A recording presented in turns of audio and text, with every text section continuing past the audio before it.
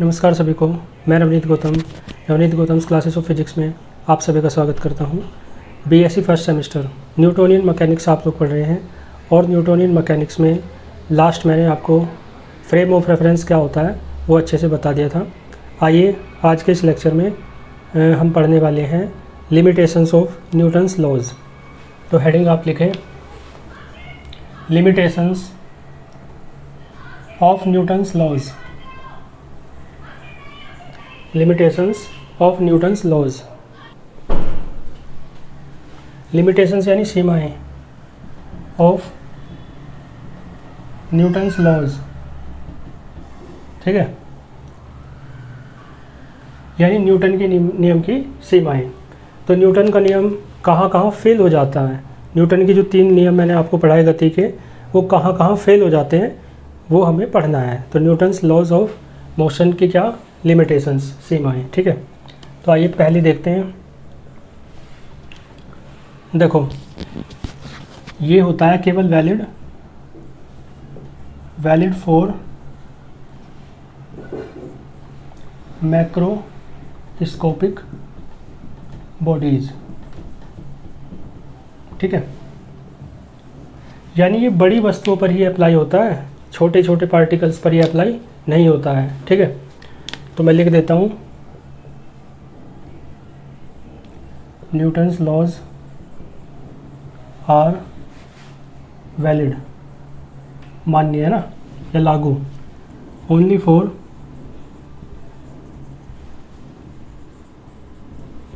Macroscopic bodies. Macroscopic bodies का मतलब है बड़ी वस्तुएं, ठीक है, नोट फॉर माइक्रोस्कोपिक बॉडीज़ के लिए ये लागू नहीं होता है, यानी छोटी वस्तुओं के लिए लागू नहीं होता है। माइक्रोस्कोपिक बॉडीज़ का क्या मतलब है, जैसे कि सच एज इलेक्ट्रॉन्स, है ना, इलेक्ट्रॉन के लिए, प्रोटॉन के लिए, है ना, एटम के लिए, etc, ठीक है, समझ गए। तो न्यूटन का नियम जो केवल लागू होगा वो बड़ी वस्तुओं के लिए लागू होता है। तो Newton's laws are valid only for macroscopic bodies, है ना, नोट फॉर माइक्रोस्कोपिक बॉडीज़, यानी इलेक्ट्रॉन, प्रोटॉन और एटम या न्यूट्रॉन वगैरह भी लिख सकते हो, इन छोटे छोटे पार्टिकल्स के लिए ये लागू नहीं होता है, ठीक है। इन सच केसेस, तो जब माइक्रोस्कोपिक लेवल की बात आती है, ये जो माइक्रोस्कोपिक बॉडीज़ की बात आती है, छोटे छोटे पार्टिकल्स की बात आती है, तो फिर न्यूटन के नियम फेल हो जाते हैं और एक नई दुनिया है वो, उसे कहते हैं क्वांटम मैकेनिक्स या क्वांटम फिजिक्स। क्वांटम फिजिक्स के लॉज यहाँ पे लगते हैं फिर, है ना। In such cases quantum mechanics, है ना, इज यूज्ड। बात आई समझ में। फिर आप किसका यूज़ करते हैं, क्वांटम मैकेनिक्स का। क्वांटम छोटी छोटे पार्टिकल्स की दुनिया, है ना, छोटे छोटे पार्टिकल्स की मोशन की स्टडी जब हम फिजिक्स की जिस ब्रांच में करते हैं उसे कहते हैं क्वांटम मैकेनिक्स, ठीक है। तो ये पहली इसकी सीमा थी या पहली इसकी लिमिटेशन थी, स्क्रीनशॉट ले सकते हो। इसके बाद चलेंगे दूसरे पे, ठीक है। पहली बात समझ आई, दूसरी लिखें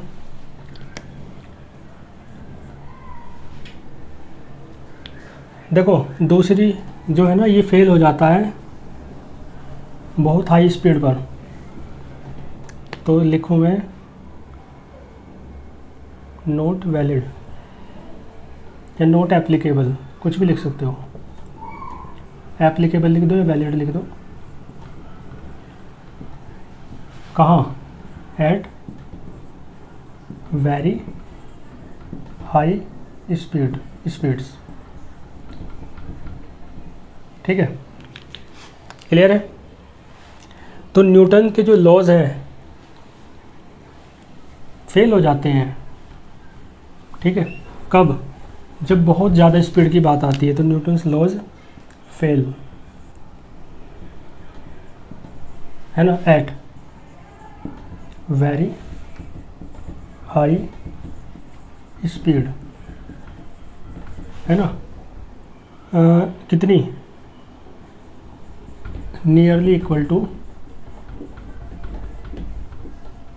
कितनी लाइट, वो कितनी होनी चाहिए स्पीड, कितनी हाई, हम कह रहे हैं ना बहुत हाई स्पीड पे न्यूटन के लॉज फेल हो जाते हैं, तो कितनी हाई, यानी इतनी हाई कि उसकी कंपैरिजन हो सके स्पीड ऑफ लाइट से, है ना, तो nearly equal to speed of light. ठीक है, क्लियर है।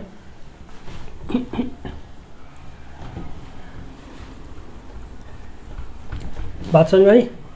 तो न्यूटन के लॉज फेल हो जाते हैं बहुत हाई स्पीड पर, कितनी स्पीड, जो लगभग बराबर होती है स्पीड ऑफ लाइट के, यानी v is nearly equal to c।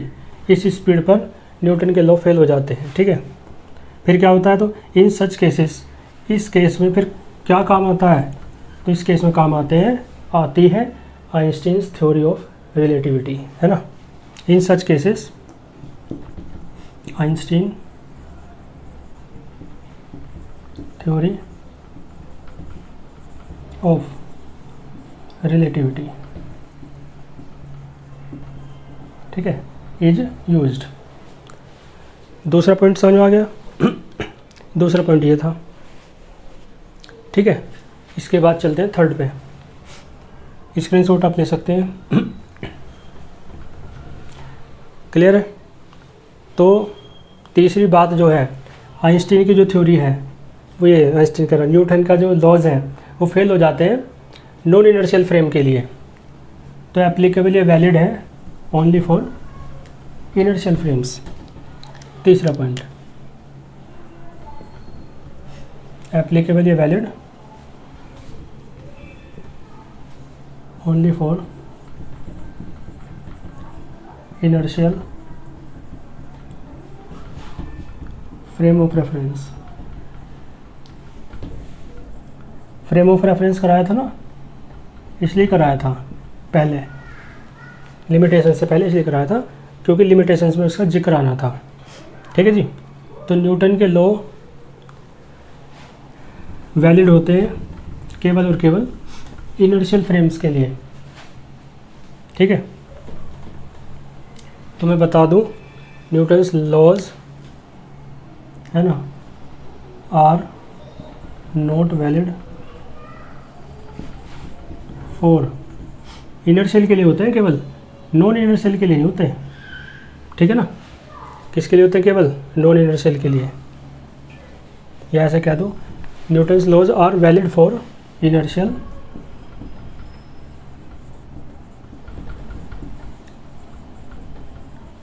Frame of reference. समझ पा रहे हो। जड़त्व निर्देश तंत्र के लिए लागू होते हैं केवल।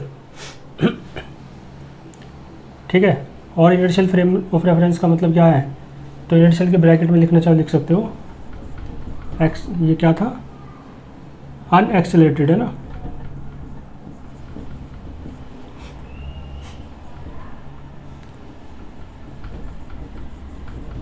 ठीक है, एंड एक क्या था, रोटेटिंग, ये नॉन रोटेटिंग। बोलो, मैं रिवाइज करा दूँ, ऐसा फ्रेम ऑफ रेफरेंस जो अनएक्सेलरेटेड है ना, और नॉन रोटेटिंग है, वो कहलाता था इनर्शियल फ्रेम ऑफ रेफरेंस। याद आया ना, अत्वरित और अघूर्णी। तो इसका मतलब है न्यूटन के जो लॉज हैं वो केवल वैलिड है इनर्शियल फ्रेम ऑफ रेफरेंस के लिए। इनर्शियल के ब्रैकेट में लिख देना अनएक्सेलरेटेड एंड नॉन रोटेटिंग। ठीक है, इसके लिए वैलिड होते हैं। ठीक है, तो फिर किसके लिए नहीं होते, बट फेल हो जाते हैं फॉर, या लिख देना non inertial frame of reference. ठीक है, फेल हो जाते हैं, फेल आएगा बल्कि, लॉज कह रहे हैं ना, तो सिंगुलर, ये प्लूरल है ना, तो ऐसे नहीं लगेगा, but fail for non inertial frame of reference. ठीक है, क्लियर हो गया, but fail for non inertial frame of reference. ठीक है, लैंग्वेज तो अपनी है ना, मेन चीज़ समझो, लैंग्वेज तो कैसे लिख दो, जितनी मुँह उतनी बातें, है ना, जितने टीचर उतनी लैंग्वेज, जितने स्टूडेंट उतनी तरीके से लिखेंगे, जितने लोग हैं अपने तरीके से बताएंगे बात, लेकिन यही रहेगी, कौन सी बात, कि इनर्शियल फ्रेम ऑफ रेफरेंस के लिए न्यूटन के लॉ लागू होते हैं और नॉन इनर्शियल के लिए लागू नहीं होते। ठीक है, तो इस केस में फिर क्या होता है, तो इस केस में मैं आपको बता दूं, इस केस में आपको फिक्सियस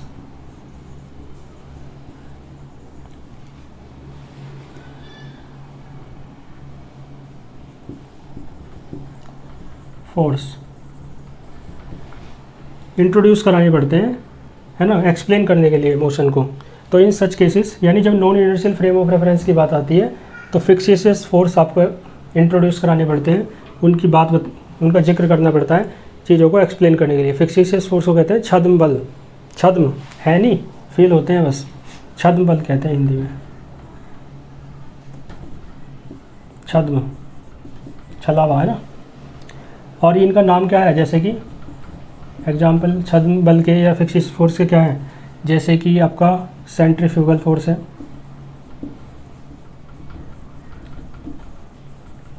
इसे आप कहते हैं हिंदी में अपकेंद्र बल, या आगे पढ़ाऊंगा अभी, अपकेंद्र बल। ठीक है जी। और एक है एंड कोरियोलिस फोर्स, कोरियोलिस बल। ठीक है, तो ऐसे लिखना है, in such cases fictitious force, bracket मत लिखना, such as centrifugal and Coriolis force. ठीक है, क्या आएगा, आर यूज्ड या आर इंट्रोड्यूस्ड।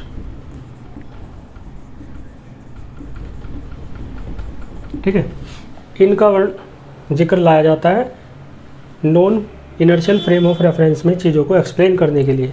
कैसे आएगा, दोनों फोर्स पढ़ाऊंगा तभी हम इसकी बात करेंगे, तभी हम इसका जिक्र करेंगे। ठीक है, फोर्थ पे चलते हैं, इसका भी स्क्रीनशॉट ले सकते हो आप। ठीक है, फोर्थ में देखो, जो न्यूटन के लॉज हैं वो क्या हैं, वो जो एक्सप्लेन करते हैं केवल और केवल बल को एक्सप्लेन करते हैं, कॉज को एक्सप्लेन नहीं करते। बताता हूँ मैं अभी। तो फोर्थ हेडिंग डालो, यानी वैलिड, या ऐसे लिखो बल्कि एक्सप्लेन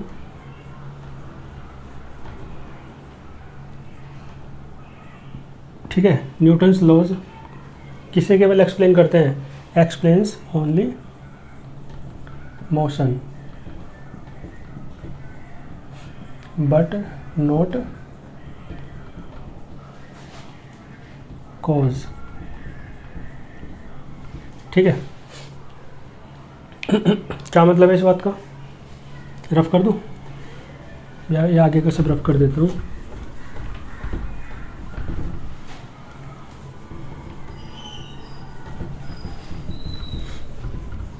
देखो, न्यूटन के जो लॉज है ना, न्यूटन्स लॉज डेस्क्राइब, वर्णन करते हैं, है ना, इस बात का that how a body moves under force. ठीक है, कोई वस्तु बल के अंतर्गत किस प्रकार से गति करती है, इस बात को एक्सप्लेन करते हैं न्यूटन के नियम। ठीक है, लेकिन वो बल कहाँ से उत्पन्न हो रहा है, वो फोर्स कहाँ से प्रोड्यूस हो रहा है, इस बात को एक्सप्लेन नहीं करते, है ना। बट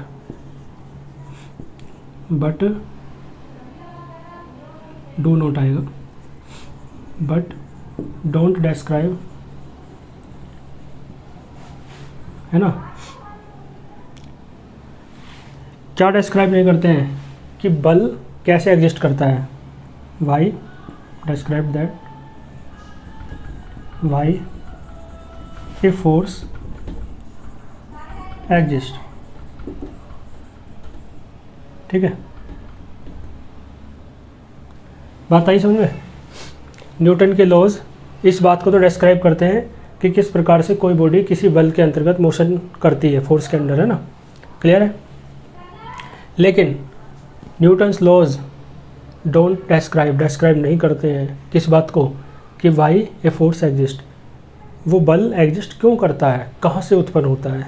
बात समझे, बल के कारण मोशन हो रही है, फोर्स के कारण मोशन हो रही है, इस बात को तो एक्सप्लेन करते हैं लेकिन फोर्स क्यों प्रोड्यूस हो रहा है इस बात को एक्सप्लेन नहीं करते। ठीक है, तो इस केस में क्या होता है, इन सच केसेस, है ना, न्यूटन की थ्योरी ऑफ रिलेटिविटी इस चीज़ को बताती है। या आप ऐसे लिख लो, फॉर एग्जाम्पल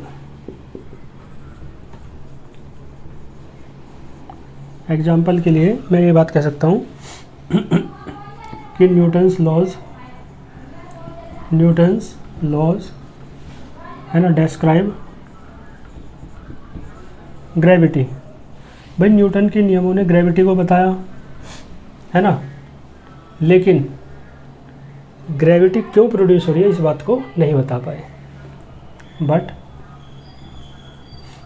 डोंट एक्सप्लेन या डोंट डिस्क्राइब कह दो, है ना, the cause of gravity. Newton के नियम ने ग्रेविटी को तो बताया, लेकिन ग्रेविटी क्यों प्रोड्यूस हो रही है इस बात को नहीं बता पाए।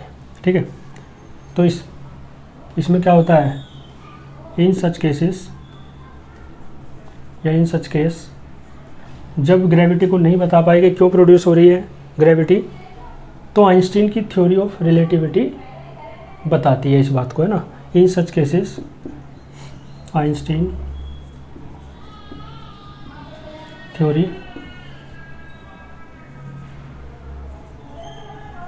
ठीक है, आइंस्टीन्स थ्योरी ऑफ रिलेटिविटी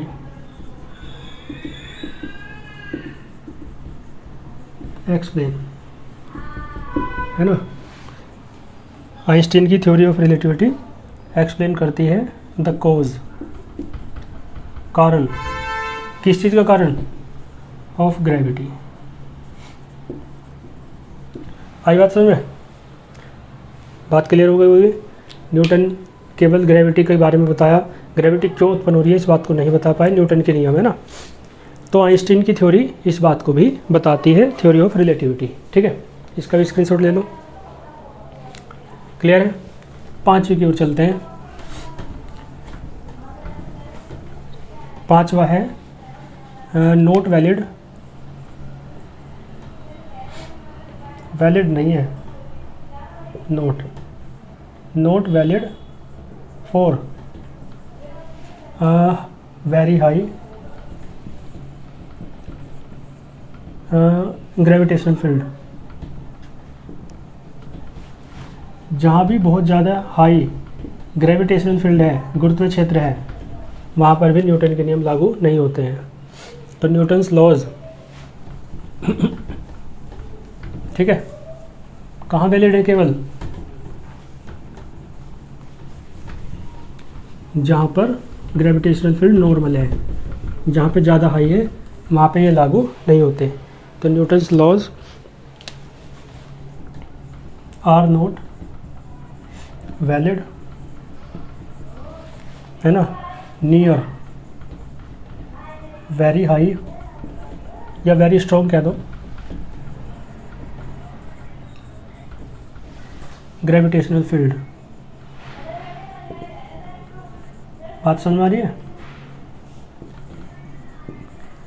और ग्रेविटेशनल फील्ड सबसे ज़्यादा कहाँ होता है, ब्लैक होल के पास, है ना, such as near black holes. Black holes तो जानते होंगे ना, उनके अंदर गुरुत्व क्षेत्र बहुत ज़्यादा होता है, वो हर चीज़ को अपनी ओर खींच लेते हैं, ब्लैक होल्स जो अंतरिक्ष में होते हैं, है ना। तो न्यूटन्स लॉज वैलिड नहीं होते बहुत हाई स्ट्रॉन्ग या बहुत स्ट्रॉन्ग ग्रेविटेशनल फील्ड गुरुत्व क्षेत्र के निकट, जैसे कि ब्लैक होल्स के निकट। ठीक है, क्लियर हो गया। और न्यूटन के लॉज भी, और न्यूटन्स का जो ग्रेविटेशनल लॉ है वो भी फॉलो नहीं होता है। तो आप एक बात और कह सकते हो, Newton's gravitational law, Newton gravitational law and, है ना, यहाँ से लिखना, Newton's gravitational law and Newton's laws of motion are not valid. समझ गए? यानी जहाँ पर बहुत स्ट्रॉन्ग ये ग्रेविटेशनल फील्ड होगा, गुरुत्व क्षेत्र होगा, वहाँ पर ना तो न्यूटन के तीनों गति के नियम काम करेंगे और ना ही गुरुत्वाकर्षण नियम ग्रेविटेशनल फोर्स काम करेगा। ठीक है, तो ये बात आप याद रखेंगे। क्लियर होगी? ठीक है, तो ये न्यूटन के नियम की सीमाएं थी, है ना, लिमिटेशंस थी। इनमें आपको समझने में किसी भी प्रकार की कोई दिक्कत नहीं आई होगी। ठीक है, एक छोटा सा टॉपिक और कर लेते हैं। टॉपिक है न्यूटन का फर्स्ट लॉ। जानते हैं ना आप, क्या है कि यदि कोई बॉडी रेस्ट में है तो रेस्ट में रहेगी, यदि कोई बॉडी मोशन में है तो मोशन में रहेगी। कब तक? जब तक कि उस पर बाहर से कोई फोर्स नहीं लगाया जाता। यही तो है, ये पहला नियम है। दूसरा नियम है F=ma, है ना। तो मैं आपसे ये बताना चाह रहा हूँ कि दूसरा नियम जो है ना वो जनरल है, उसी के अंदर समाहित हो जाता है पहला नियम। यानी फर्स्ट लॉ जो है वो एक स्पेशल केस है सेकंड लॉ का। तो हेडिंग हो जाएगी न्यूटन्स फर्स्ट लॉ, है ना, is special case of second law. समझ गए? हिंदी में कहेंगे न्यूटन का प्रथम नियम द्वितीय नियम का ही विशेष रूप है। ठीक है, मेन तो द्वितीय नियम ही है सेकंड लॉ, उसी से पहला नियम भी निकल आएगा। कैसे? देखो, F=m में होता है। पहला नियम क्या कह रहा है? देखो, पहले नियम का स्टेटमेंट भी मैंने लिखवाया था, फर्स्ट लॉ आपका याद होगा, ये था कि इफ़, बल्कि ऐसा था F=0 और यहाँ लिखा था if and only if and only if vector A बराबर 0, ये कहा था। यानी फोर्स 0 होगा तो एक्सेलरेशन 0 होगा, है ना। ठीक है, इसका मतलब है फोर्स 0 होगा तो एक्सेलरेशन 0 होगा। इस बात का क्या मतलब है? कोई बॉडी रेस्ट में है तो रेस्ट में है तो वेलोसिटी उसकी चेंज हो ही नहीं रही, वेलोसिटी है ही नहीं, चेंज कहाँ से होगी? 0 है वेलोसिटी, अब भी 0 है, फोर्स, है ना, 0 है तो वेलोसिटी भी क्या है? 0 है। वेलोसिटी 0 है तो उसमें कोई एक्सेलरेशन नहीं है। एक्सेलरेशन क्या होता है? वेलोसिटी में चेंज होता है, तो चेंज हो ही नहीं रहा वेलोसिटी में, जब वेलोसिटी है ही नहीं तो एक्सेलरेशन 0 है। ठीक है, एक्सेलरेशन 0 है, इसका मतलब वो रेस्ट में है, रेस्ट में है तो फोर्स भी क्या है? 0 है। समझ गए? तो इसका मतलब ये है कि कोई बॉडी रेस्ट में है तो रेस्ट में ही रहेगी जब फोर्स 0 है, जब तक फोर्स ना लगाया जाए ना। और कोई बॉडी मोशन में है, एक समान मोशन में है, यूनिफॉर्म मोशन में, तो वो यूनिफॉर्म मोशन में ही रहेगी। इसका मतलब एक्सेलरेशन तब भी 0 रहेगा क्योंकि स्पीड में कोई चेंज नहीं हो रहा है ना। कब तक? जब तक कि फोर्स 0 है। तो पहला नियम का मैथमेटिकल फॉर्मेशन है ये। अब दूसरा नियम कहता है F=m में, तो इसी से ये आ जाएगा। कैसे? यदि आप बात करें इफ़ वेक्टर F बराबर 0, सो बताओ 0 बराबर m इंटू ए, तो वेक्टर ए भी क्या आ गया? 0। वेक्टर ए 0 आने का मतलब है D vector v upon D T बराबर 0 और वेक्टर v बराबर क्या? कांस्टेंट। इसका मतलब है वेलोसिटी तब तक कांस्टेंट रहती है जब तक कि फोर्स ना लगाया जाए। फोर्स 0 है तो वेलोसिटी भी कांस्टेंट है। इसका मतलब है फोर्स नहीं लगाया जा रहा तो बॉडी जितनी स्पीड से चल रही है उतनी स्पीड से चलती रहेगी, यानी यूनिफॉर्म मोशन के स्टेट में बनी रहेगी, एक समान चाल की ये गति की अवस्था में बनी रहेगी। तो वही तो बात है ये कि जब तक बल नहीं लगाया जाता, जब तक, है ना, एक समान चाल से जो वस्तु गति कर रही है वो एक समान चाल से ही गति करती रहेगी। यूनिफॉर्म मोशन में है तो यूनिफॉर्म मोशन में ही रहेगी, और रेस्ट में है तो रेस्ट में रहेगी। ठीक है, तो सेकंड लॉ को लेके चले और फर्स्ट लॉ ले आए। फर्स्ट लॉ यही तो है, ये है तो ये है ना। क्लियर हो गया? तो इसका मतलब है फर्स्ट सेकंड लॉ तो ये था और इसका एक इन दोनों को मिला के क्या बनता है? First law. इसका मतलब है सेकंड लॉ क्या है, मतलब फर्स्ट लॉ क्या है? एक स्पेशल केस है किसका? सेकंड लॉ का। ठीक है, तो इसे अच्छे से लिख के नोट्स में प्रोवाइड करा दूंगा, बाकी समझा ही दिया है मैंने अच्छे, है ना। नोट्स आपको टेलीग्राम चैनल पे मिल रहे हैं। वीडियो के डिस्क्रिप्शन बॉक्स में टेलीग्राम चैनल का लिंक है, नहीं ज्वाइन हुए हैं तो हो जाइए, ठीक है। और अपने साथ के स्टूडेंट्स को भी चैनल भी ज्वाइन कराइए और बाकी उन्हें वीडियो भी शेयर कीजिए, है ना। अच्छे से पढ़ते रहिए। किसी भी को टॉपिक में कोई डाउट है तो कमेंट करके ज़रूर बताइए। मिलते हैं फिर नेक्स्ट लेक्चर में नेक्स्ट टॉपिक के साथ। तब तक के लिए ऑल द वेरी बेस्ट।